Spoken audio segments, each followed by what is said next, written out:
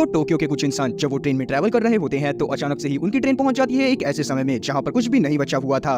और जब ये बात उन लोगों को समझ में आती है कि वो समय में काफी ज्यादा आगे आ गए हैं तो वो कोशिश करने लगते हैं कि वो अपने आप को जिंदा रख सके। और उस वक्त तक इन लोगों के दिमाग में यही बात चल रही थी कि ये लोग यहाँ पर कितने समय तक जिंदा रह सकते हैं और ये कभी अपने समय में वापस जा भी पाएंगे या फिर नहीं। तो कहानी की शुरुआत होती है टोक्यो में, जहाँ पर हम लोग सभी लोगों को देख पाते हैं जो कि अपने काम में काफी ज्यादा बिजी थे।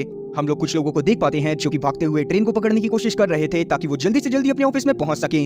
अब जब ये लोग ट्रेन को पकड़ लेते हैं तो उसके बाद ये वहाँ पर फोन चलाने लगते हैं। इनमें से किसी को भी एक दूसरे से कोई भी मतलब नहीं था और ये सभी लोग इस बात से अनजान थे कि अभी कुछ ही समय में इन लोगों की किस्मत बदलने वाली है।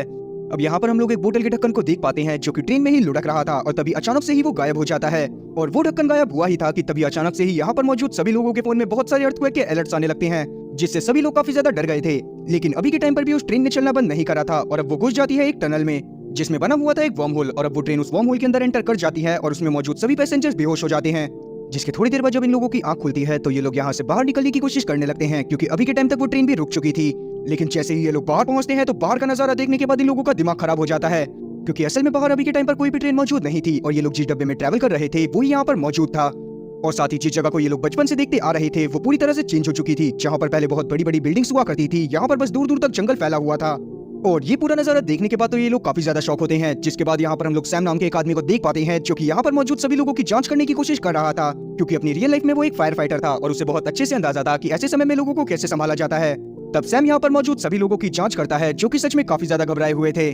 और अब यहाँ पर हम लोग यूमी नाम की एक लड़की को देख पाते हैं जो कि सैम को पहले से जानती थी। और यहाँ पर हम लोग ये भी जान पाते हैं कि असल में यूमी सैम को काफी ज्यादा पसंद करती है, क्योंकि जब एक समय पे यूमी अपने कॉलेज में फायर फाइटर का कोर्स कर रही थी तब वहाँ पर सैम आया था ताकि वो उन लोगों को काफी सारी चीजें सिखा सके। और वहीं हम लोग 2023 में देख पाते हैं जहाँ पर मौजूद सभी लोग काफी ज्यादा घबराए हुए थे, क्योंकि किसी के भी ये बात समझ में नहीं आ रही थी कि ऐसे किसी चलती ट्रेन के दो डिब्बे कैसे गायब हो सकते थे।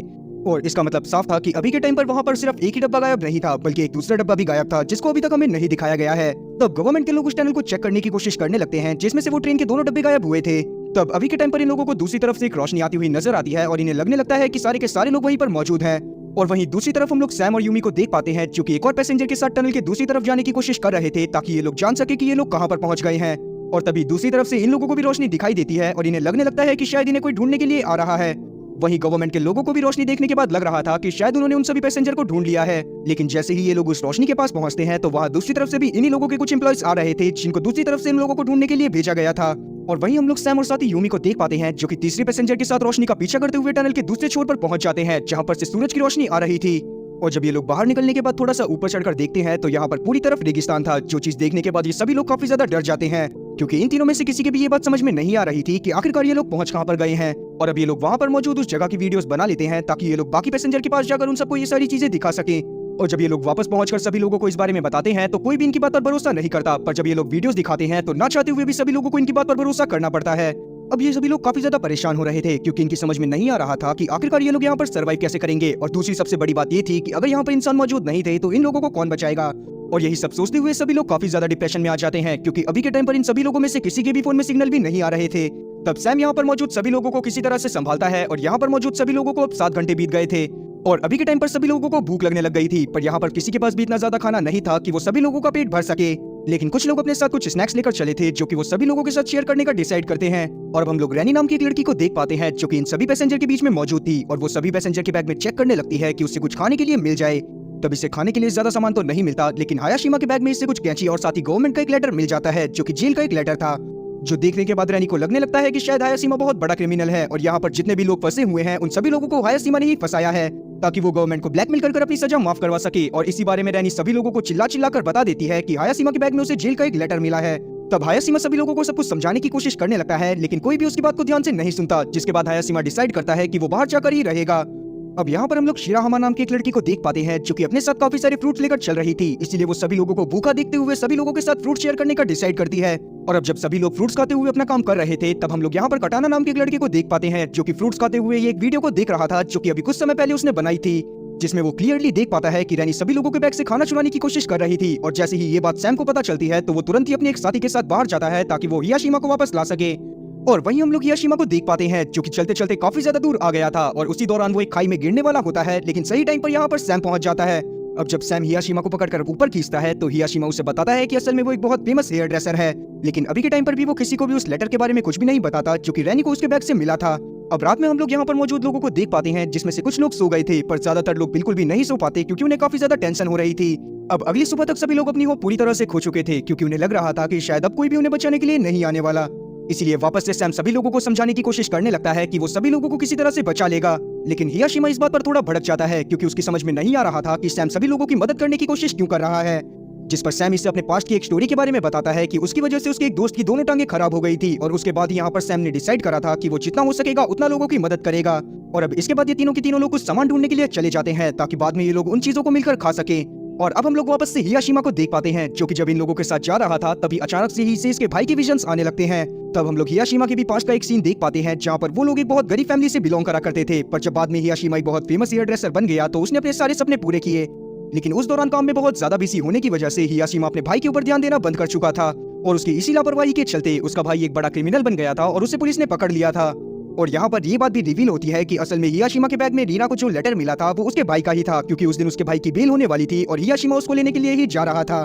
पर अभी के टाइम पर हम लोग कुछ और पैसेंजर्स को देख पाते हैं जो कि आसपास के एरिया को एक्सप्लोर करने के लिए निकल गए थे, जहाँ पर इन्हें वैसे तो कुछ भी नहीं मिलता, पर यहाँ पर से इन्हें बहुत दूर एक बहुत बड़ा टावर दिख रहा था जिसको देखने के बाद सभी लोग काफी ज्यादा शॉक होते हैं क्योंकि असल में वो टावर 2026 तक कंप्लीट होने वाला था और उसके बारे में ही काफी ज्यादा एडवर्टाइजमेंट चल रही थी। और साथ ही यहाँ पर हम लोग एक बायोलॉजिस्ट को भी देख पाते हैं जिसको एक प्लांट मिला था जो कि आज से लगभग 30 साल बाद उगने वाला था। जो चीज देखने के बाद सभी लोगों को ये बात समझ में आ गई थी कि वो किसी तरह से फ्यूचर में आ चुके हैं और ये चीज जानने के बाद सभी लोग काफी ज्यादा शॉक होते हैं कि फ्यूचर में दुनिया की इतनी बुरी हालत होने वाली है। और वहीं हम लोग 2023 में देख पाते हैं कि सभी लोग अभी भी काफी ज्यादा परेशान थे क्योंकि अभी तक भी उन्हें कोई भी क्लू नहीं मिला था कि आखिरकार वो डब्बे कहाँ गए।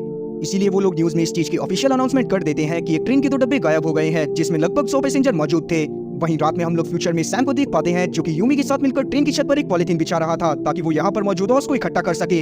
अब अगले दिन तक यहाँ पर मौजूद सभी लोगों को काफी ज्यादा प्यास लगी हुई थी। तभी यहाँ पर मौजूद बायोलॉजिस्ट बताता है कि उसे पास में ही एक प्लांट मिला है जो कि तभी कहीं पर उगता है जब वहाँ पर कोई वाटरफॉल मौजूद हो।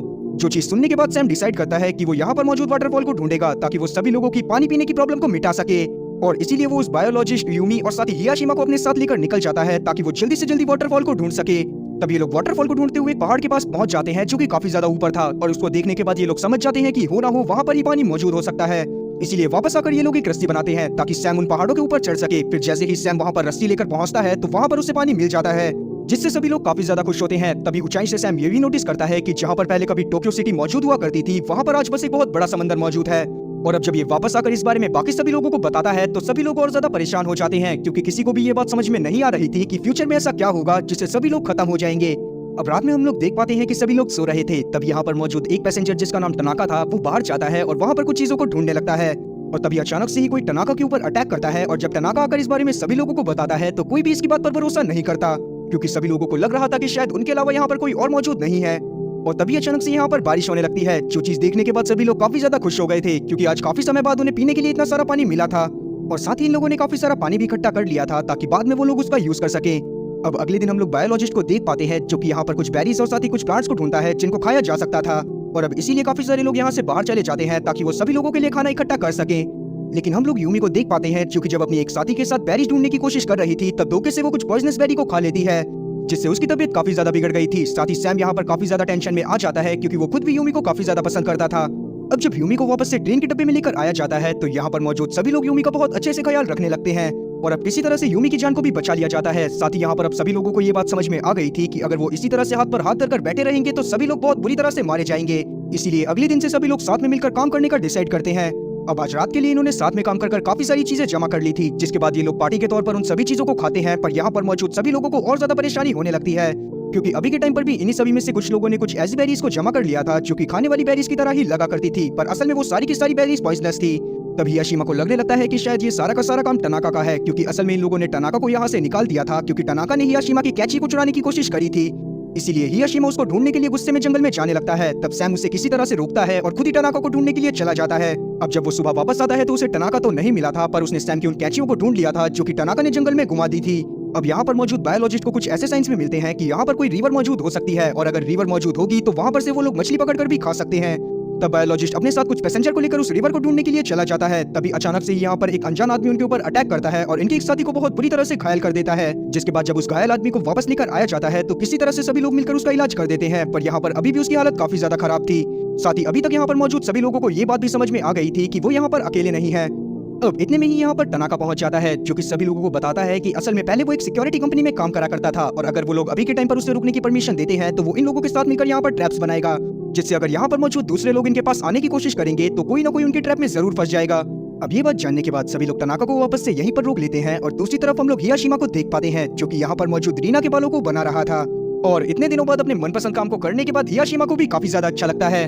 वहीं दूसरी तरफ हम लोग सैम को देख पाते हैं, जो कि यूमी के साथ बैठा हुआ था। तभी अचानक से ही इसे यहाँ पर एक बच्चा दिखाई देता है, जिसका तुरंत ये दोनों के दोनों मिलकर पीछा करने लगते हैं। और अब उसका पीछा करते हुए ये लोग एक नदी के किनारे पर पहुंच गए थे, जहाँ पर पहुंचने के बाद वो बच्चा इनसे यहाँ पर उसका वेट करने को बोलता है और वहाँ से चला जाता है। अब उस बच्चे का पीछा करते हुए इन लोगों को रात हो गई थी। तभी यहाँ पर वो बच्चा भी पहुंच जाता है और साथ ही हियाशिमा भी। और अब वो बच्चा यहाँ पर इन तीनों लोगों को अपने साथ उस जगह पर लेकर जाता है जहाँ पर दूसरे डब्बे के सर्वाइवर मौजूद थे। लेकिन वहाँ के लोगों ने अपना काफी ज्यादा विकास कर लिया था और साथ ही यहाँ पर उन्होंने काफी सारे ट्रैप्स लगाए हुए थे और काफी सारी वॉल्स भी, जो चीज देखने के बाद सैम और बाकी लोग काफी ज्यादा शॉक हुए थे। साथ ही वो यहाँ पर इन सभी लोगों के लीडर से भी मिलता है, जिसका नाम था यूमोटो। तब सैम यहाँ पर यूमोटो को बताता है कि असल में उसके कुछ साथियों ने इनके एक साथी के ऊपर अटैक करा था। तब यूमोटो अपने उस साथी को बुलाता है जिसने ये काम करा था। और अब जैसे ही वो आदमी सैम के सामने आता है तो वो सैम से इस चीज के लिए माफी मांगने लगता है। साथ ही यहाँ पर सैम यूमोटो से बताता है कि उसे यहाँ पर काफी सारी चीजें मिली हैं। और तब यहाँ पर यूमोटो भी अपनी काफी सारी इन्फॉर्मेशन इन लोगों के साथ शेयर करता है कि असल में जब वो लोग यहाँ पर पहुंचे थे तब यहाँ पर उन्हें एक बोट मिली थी जिसके अंदर एक रेडियो भी था, पर वो रेडियो खराब था। तब यूमोटो ने किसी तरह से उस रेडियो को सही करा और उसके बाद उस पर सिग्नल ढूंढने की कोशिश करने लगा, जिसमें भी वो किसी तरह से कामयाब हो गया और उसे कनाडा से कुछ सिग्नल आए, जिससे उसे पता चला कि असल में वो 2060 में पहुंच गए हैं। और साथ ही उसे ये बात भी पता चली कि इस दुनिया का विनाश 2026 में ही हो गया था। असल में उस समय की सभी स्पेस एजेंसीज लगातार काफी सारी सैटेलाइट लॉन्च करे जा रही थी ताकि वो स्पेस के बारे में ज्यादा से ज्यादा इन्फॉर्मेशन निकाल सके। और उनमें से ही एक सैटेलाइट एक एस्ट्रॉइड से टकरा गई, जिसके बाद वो एस्ट्रॉइड आकर अर्थ से टकरा गया और उसी के बाद सभी लोग यहाँ पर मारे गए। अब जब सैम वापस से योमोटो से रेडियो के बारे में पूछता है तो योमोटो इसे बताता है कि अचानक से ही वो सारे सिग्नल्स गायब हो गए जो कि इससे आ रहे थे, जिसके बाद कभी भी वापस से इसका उन लोगों से कांटेक्ट नहीं हुआ। अब ये सारी चीजें जानने के बाद सैम को और ज्यादा टेंशन होने लगती है कि वो अपने साथियों के साथ यहाँ से कैसे निकलेगा। अब इस बारे में सैम जाकर अपने बाकी सभी साथियों को बताता है कि वो लोग धोखे से 2060 में पहुंच गए हैं, जो चीज जानने के बाद सभी लोगों को लगने लगता है शायद भगवान ने इन्हें एक मौका दिया है ताकि ये किसी तरह से फ्यूचर में होने वाली तबाही को रोक सकें। अब इस बारे में जानने के बाद सभी लोग कोशिश करने लगते हैं कि ये किसी तरह से वापस से पास्ट में जा पाए, लेकिन काफी देर तक अपने दिमाग के घोड़े चलाने के बावजूद भी किसी को कोई भी आइडिया नहीं मिलता। इसीलिए ये लोग पास के तालाब में जाते हैं, जहाँ पर से थोड़ी देर नहाने के बाद ये लोग काफी सारी मछलियां पकड़ कर लाते हैं। वहीं हम लोग टनाका को देख पाते हैं, जो कि काफी ज्यादा अकेला फील कर रहा था, क्योंकि पहली बात तो कोई उससे सही से बात नहीं करता था और दूसरा टनाका को भी किसी के साथ रहने में कोई दिलचस्पी नहीं थी। और इसीलिए वो पास में पड़ी कुछ झाड़ियों की मदद से अपने लिए एक दोस्त को बना लेता है ताकि वो उसके साथ बैठकर बातें कर सके। अब अगले दिन हम लोग बाकी लोगों को देख पाते हैं जिन्होंने कैरेट 6 की तरह अपने पास भी कुछ बाथरूम्स बना लिए थे ताकि सभी लोग वहाँ पर बड़े आराम से नहा सकें। और फिर जब वो लोग अपने लिए खाना ढूंढने के लिए जाते हैं तब यहाँ पर हम लोग बायोलॉजिस्ट को देख पाते हैं, जिसके हाथ में एक अजीब सा स्टोन लगा था जो कि हरे कलर का स्टोन था। लेकिन ये सब होते हुए टनाका ने भी देख लिया था, इसलिए वो तुरंत ही यूमोटो के पास जाता है ताकि वो इस बारे में उसे बता सके। और अब जब यूमोटो को इस बारे में पता चलता है कि दूसरे ग्रुप वालों को कुछ हरे कलर के पत्थर मिले हैं जिनकी मदद से ये लोग अपने घर में वापस जा सकते हैं, तो वो सबसे पहले टनाका को कुछ खाने को देता है।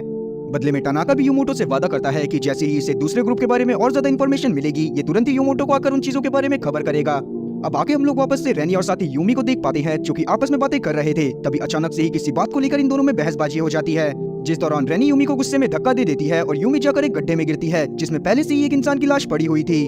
जो चीज देखने के बाद सभी लोग काफी ज्यादा शॉक हुए थे। दूसरी तरफ हम लोग टनाका को देख पाते हैं जो कि उसी मछली को खाते हुए अखबार को पढ़ रहा था। अब हम लोग वापस से रेनी और साथी यूमी को देख पाते हैं जिनके पास कुछ कैरेस्टिक्स के लोग पहुंच गए थे और जैसे ही वो लोग यहाँ पर पहुंचते हैं वैसे ही वो इन दोनों के ऊपर हमला कर देते हैं। तब रेनी तो किसी तरह से अपनी जान बचाती हुई यहाँ पर से भाग जाती है, लेकिन यूमी वहीं पर फंस गई थी। अब रेनी भागती हुई पहुंच जाती है सीधा सैम के पास और जब सैम को इन सब चीजों के बारे में पता चलता है तो वो तुरंत ही हियाशिमा के साथ निकल जाता है ताकि वो यूमी को बचा सके। लेकिन जब तक वो उस जगह पर पहुंचता है जहां पर अभी थोड़ी देर पहले कैरेट 6 के लोगों के साथ यूमी मौजूद थी, तब तक यूमी और साथी कैरेट 6 के लोग वहां से जा चुके थे।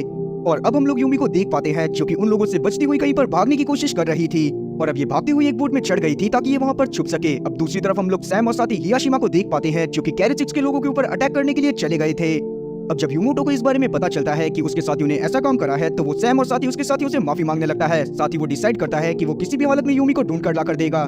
लेकिन अभी के टाइम पर सैम को लग रहा था कि शायद यूमोटो ने ही यूमी को छुपा कर रखा हुआ है, इसीलिए वो इसे उस लाश के बारे में भी बताता है जो कि कैरेट 6 के लोगों के ठिकाने के पास इन लोगों को मिली थी। जो चीज जानने के बाद यूमोटो इसे अपने लीडर बनने की कहानी बताने लगता है कि जब वो लोग यहाँ पर आए थे तब एक इंसान यहाँ पर बहुत ज्यादा एग्रेसिव हो गया था और साथ ही वो काफी ज्यादा घबरा भी गया था और तब यूमोटो ने उसे समझाने की कोशिश करी, लेकिन जब वो इंसान नहीं माना और उसने यूमोटो के ऊपर ही अटैक कर दिया तो यूमोटो ने सेल्फ डिफेंस के पीछे उसका कत्ल कर दिया। और इसके बाद से ही यहाँ पर मौजूद सभी लोग यूमोटो को अपने लीडर के रूप में देखने लगे और वो लाश भी उसी इंसान की थी। अब जब ये बात सैम और साथी हियाशिमा को पता चलती है तो वो अपने बेस में वापस लौट जाते हैं, जहाँ पर जाने के बाद वो कोशिश करते हैं ताकि वो कुछ वेपन्स बना सकें। और दूसरी तरफ हम लोग योमोटो को देख पाते हैं जो कि जब अपनी बोट में वापस लौटता है तो वहाँ पर वो रेडियो में लोगों से बात करने की कोशिश करने लगता है। लेकिन यूमी जो कि उसी बोट में छुपी हुई थी वो योमोटो को ये सब करते हुए देख लेती है। साथ ही उसे ये बात भी पता चलती है कि योमोटो बाकी सबको बेवकूफ बना रहा है। और ऐसा इसी वजह से क्योंकि असल में वो जिस रेडियो के थ्रू बाकी लोगों से कांटेक्ट करने की कोशिश कर रहा था उसकी तो तार ही टूटी हुई थी। अब जब यूमी बाहर आकर योमोटो से इस सब का कारण पूछती है तो योमोटो इसे बताता है कि असल में वो यहाँ पर लीडर बनकर ही रहना चाहता है। वो पास्ट में वापस नहीं जाना चाहता क्योंकि पास्ट में उसे कोई भी तवज्जो नहीं देता। लेकिन यूमी ने डिसाइड कर लिया था कि जैसे ही वो यहाँ से बाहर निकलेगी वैसे ही वो इस सब के बारे में बाकी सभी लोगों को बता देगी। तब योमोटो इसे रोकने की कोशिश करने लगता है, लेकिन जब यूमी इसकी बात को नहीं मानती तो योमोटो इसे यहीं पर बांधकर यहाँ से चला जाता है। अब रात में हम लोग सैम और साथ ही उसके साथियों को देख पाते हैं जिन्होंने काफी सारे वेपन्स बना लिए थे। साथ ही उन्होंने अपना पूरी तरह से मन बना लिया था कि वो अगले दिन जाकर गैरेज 6 के लोगों के ऊपर अटैक कर देंगे। तब यहाँ पर दो जने डिसाइड करते हैं कि वो यहाँ पर से पहले किसी एक बिल्डिंग को ढूंढेंगे ताकि वो लोग वहाँ पर जाकर रह सके, क्योंकि कहीं ना कहीं गैरेज 6 वाले लोग इनसे बहुत ज्यादा ताकतवर थे। और बिल्कुल ऐसा ही होता है। अगले दिन वो दोनों के दोनों जने उस जगह को ढूंढने के लिए निकल जाते हैं जहाँ पर वो बैटल के हारने के बाद अपने साथियों के साथ रह सकते थे। और अभी के टाइम पर गैरेज 5 के लोग गैरेज 6 के लोगों के ऊपर अटैक करने जा ही पाते कि इतने में ही यहाँ पर गैरेज 6 के लोग आ जाते हैं जो कि गैरेज 5 के लोगों के ऊपर ही अटैक करने के लिए आए हुए थे। और अब धीरे धीरे यहाँ पर लड़ाई बहुत ज्यादा भारी हो जाती है, जहाँ पर हम लोग देख पाते हैं कि कभी सैम की टीम तो कभी योमोटो की टीम एक दूसरे के ऊपर भारी पड़े जा रही थी। तब योमोटो यहाँ पर सभी लोगों को रोकने की कोशिश करने लगता है, पर अभी के टाइम पर वो फाइट बढ़े ही जा रही थी और वो फाइट तब तक बढ़ती रहती है जब तक यहाँ पर खुद यूमी नहीं पहुंच जाती, जो कि किसी तरह से वहां से छूटकर आ गई थी। तब यूमी यहाँ पर योमोटो की हर बात का खुलासा कर देती है और साथ ही सबको ये भी बता देती है कि योमोटो अभी तक इन सभी लोगों को धोखा दे रहा था। जिस पर योमोटो सभी लोगों को बताता है कि असल में उसने ये सब इसी वजह से करा ताकि लोग किसी भी होप को ना खोएं, उन्हें ये होप बनी रहे कि वो वापस से पास्ट में जा सकते हैं, क्योंकि अभी के टाइम पर अगर वो लोग हार मान जाते तो कहीं ना कहीं काफी सारे लोग सुसाइड भी कर सकते थे। और ये बात कहीं ना कहीं सैम को भी काफी ज्यादा अच्छी लगती है।